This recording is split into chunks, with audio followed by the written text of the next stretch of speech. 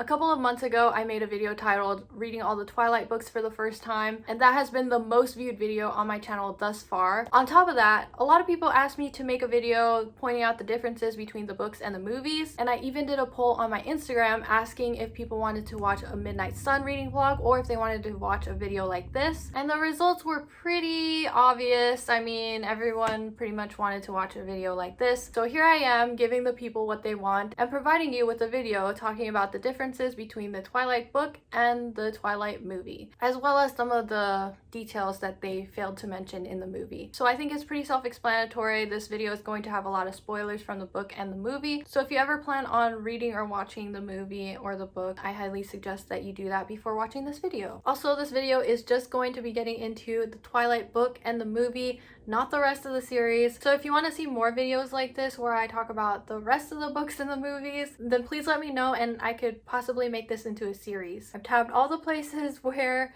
there are some differences or things that were failed to be mentioned in the movies, so let's get into it. You better hold on tight, spider monkey.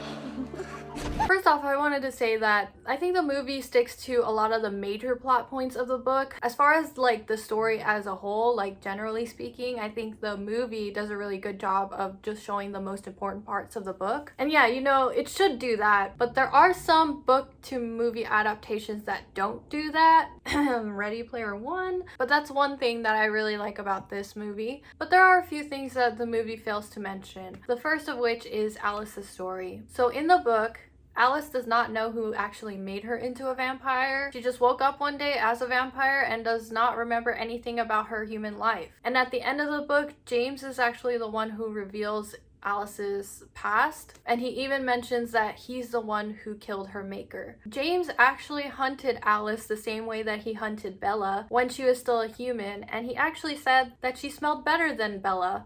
Oh, you do smell good. The vampire that turned Alice into a vampire was obsessed with her in a similar way that Edward is obsessed with Bella, and when he found out that James was tracking her, then he decided to turn her into a vampire so that he couldn't eat her, and then James destroyed the old one in vengeance. The reason why Alice doesn't remember her past is because she was also experiencing visions during her human life, and because of that she was placed into an asylum and received shock therapy for this condition that she had. So I think because of the abuse that she experienced in the asylum, she couldn't really remember or understand what was going on. But once she was a vampire, she was strong enough to remember exactly what was happening. Similarly to Alice's story, Carlisle's story was not mentioned in the movies. The book even has an entire chapter dedicated to Carlisle, titled Carlisle. Basically, Carlisle was the son of an Anglican pastor, and his father was really into hunting vampires. One time during one of Carlisle's raids, this vampire bit him in his defense. Carlisle, knowing that he would be infected and subsequently burned for being infected, he hid himself and buried himself during his transformation. Once he became the thing that he learned to despise in his entire existence, he tried to unalive himself, and one of the ways that he tried to unalive himself was by starvation. So for months he was avoiding any sort of contact with other humans and pretty much isolated himself for the first few months of his vampire life until he grew so hungry and so weak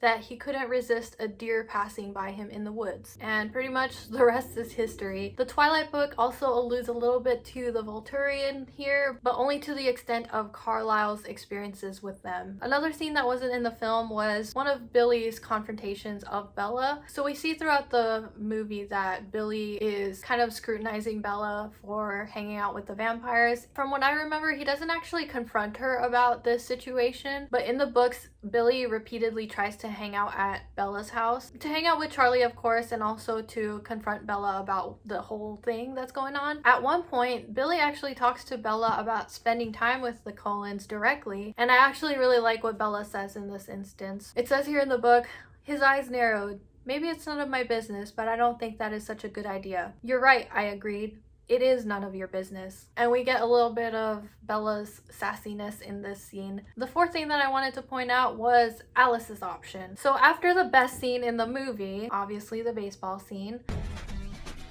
when James catches a whiff of Bella and starts to track her, Edward and Bella get into the Jeep and start driving away. In the book, Alice and Emmett are in the Jeep with Edward and Bella. They're kind of discussing where to go forward from here. Although Edward is kind of like, we should run now, Alice is kind of like, hey, let's stop and think for a second. Edward is so focused on getting Bella out of the situation, but Alice actually proposes another option. It says, "There's another option," Alice said quietly. Edward turned on her in fury, his voice a blistering snarl. "There is no other option." And it doesn't specifically say what the other option is, but I speculate that it is to turn Bella into a vampire so she cannot be hunted. Of course, we find out later that this is exactly what happened with Alice, but at this point in the story, we don't know that yet. And I think it's interesting that Alice actually proposes something that happened to her, without her ever knowing that that ever happened to her. The next difference that I want to point out is Bella as a character. This difference has more so to do with the portrayal of Bella rather than a difference in the story, but I still think that this is a huge difference, and in my opinion, I feel like it would have made the movie a lot better if they had stuck to the book in this aspect. From what I got from the book, she was a lot more sassy in the book, she was a lot more assertive, and we see that in the confrontation with Billy, as I mentioned earlier. At the end, when she's in the hospital, she even says, "I'll be the first to admit I have no experience with relationships, but it just seems logical. A man and a woman have to be somewhat equal, as in, one of them can't always be swooping in and saving the other one. They have to save each other equally." Bella in the book is more in charge of herself, whereas in the movie, I think she's a lot more passive, which I really don't like personally. If you didn't like how passive she was in the movie, then I highly suggest that you read the book, because she, in my opinion, she's a lot better in the book. She actually had a lot more agency, a lot more independence in the book than she did in the movie, and I felt like she was kind of dragged around in the movie, whereas in the book, she actually cooked her dad dinner every night, and she was pretty independent with herself. And something that they completely failed to mention in the movie was the fact that she read a lot of books. She was super into classics, to the point where she was really ahead on homework because she had already read the assigned readings. While most of the other actors stuck to their book versions, I feel like Bella was just like not done well. They really did Bella dirty, didn't they?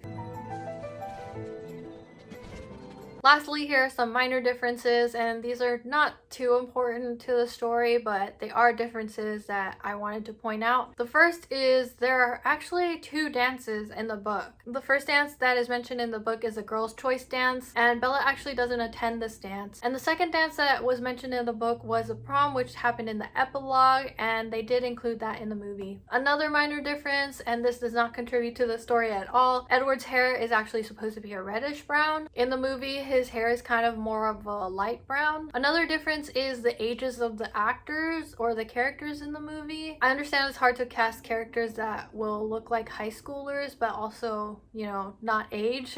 So I get that with some of those actors. However, I did find a discrepancy with Carlisle and Esme's ages. I don't remember if they mentioned Esme's age in Twilight or if they mentioned it in later books, but I definitely know that Carlisle's age is mentioned in the Twilight book. Just for context, I am turning 28 this year, and so this is what a 27, 28-year-old looks like. Carlisle is supposed to be 23, but the actor, although he does a good job of portraying Carlisle, he is actually 35, I think, or he was 35 when he played Carlisle, and he actually looks that age. So I did find that to be a huge difference for me. Another difference is that they never even mentioned Jasper's ability at all. I think there is exactly one line in the movie which alludes to his ability, but doesn't actually say it outright or explain it outright. And if you've never read the book, you wouldn't understand what this line meant. So I guess it would have just been weird if you were just watching the movie and never read the book and you heard that line, you know?